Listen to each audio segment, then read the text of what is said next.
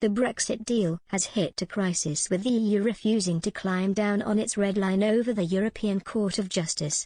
So what do you think should happen next?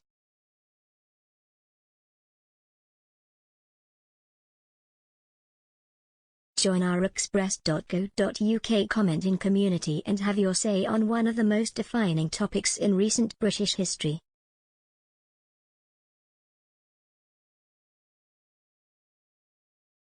UK negotiator David Frost and his EU counterpart Maros Sefcovic are currently deep in talks over the impasse, but Ireland's Foreign Minister Simon Coveney has seemingly dashed any hopes of a breakthrough. Dublin has insisted there is absolutely no question of Brussels caving on their demands for the ECJ to take a chief role in dealing with disputes in the Northern Ireland Protocol.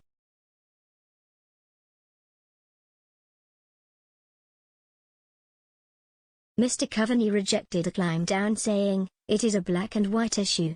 Basically what the EU is saying is that the European Court of Justice has got to be the final arbiter on EU law and regulations.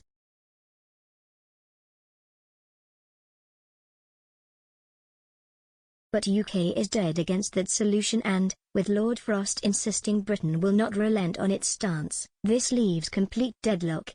According to Lord Frost, the dispute could well see the UK triggering Article 16 of the NE Protocol. Is it finally time to push the button, or should Britain wait for the EU to buckle?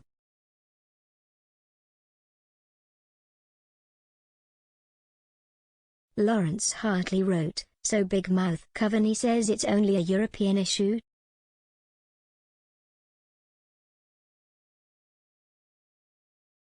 So the border between two UK countries is a European issue and nothing to do with the two UK countries?